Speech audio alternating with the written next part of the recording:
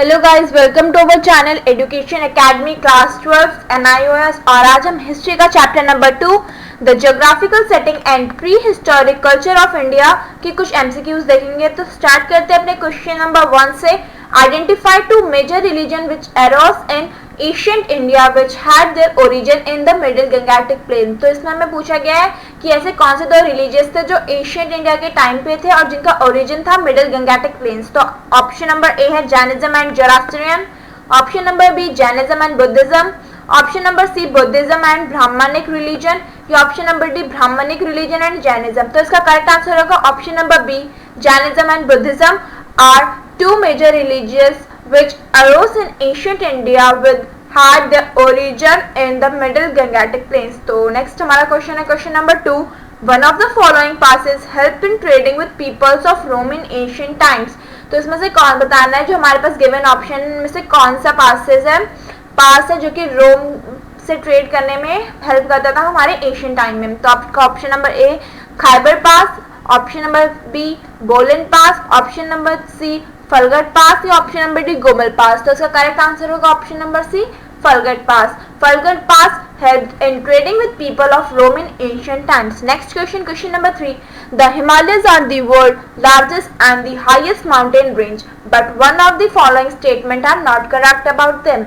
तो इसमें हमें बताया गया है जो हिमालय है वो वर्ल्ड की लार्जेस्ट माउंटेन रेंज है और जो हमें कुछ स्टेटमेंट दी गई है उसमें से एक स्टेटमेंट गलत है। तो हमें बताना है कौन सा स्टेटमेंट गलत है। तो हमारा option number A, they protect us from the cold icy wind coming from the north, option number B they stop the monsoon winds from the sea which give us rainfall, your option number C, they helped us in developing cultural contacts with Central Asia, China and Tibet, your option number D, no invader ever dared to cross the Himalayas to come inside the country। तो इसका correct answer होगा option number D, no invader ever dared to cross the Himalayas to come inside the country।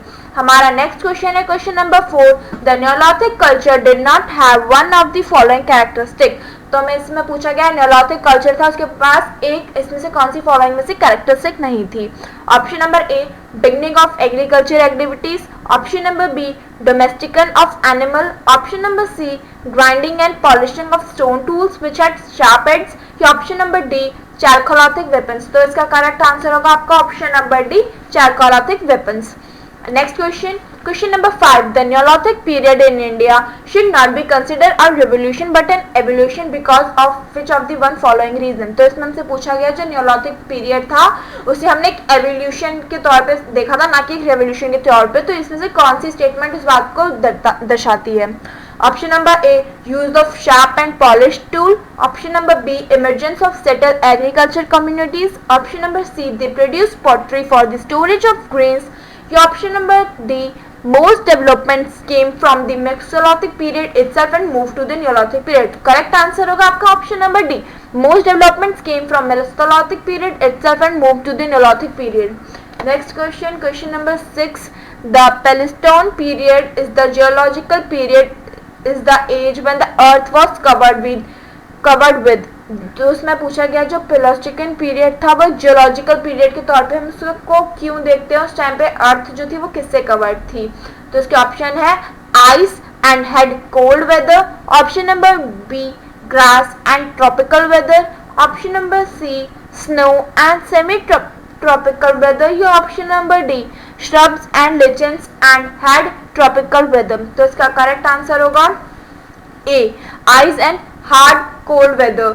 तो ये है the palaeolithic period is the geological period is the age because of ice and hard cold weather was covered with earth. Next question, question number 7।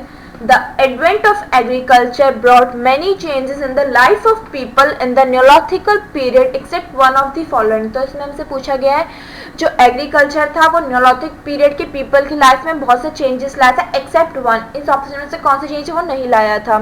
A people cultivate various type of crops, या option number B agriculture gave an impulse to domestication of animals, option number C manufacture poetry to store grains, या option number D agriculture created condition which help in the growth of towns in this period.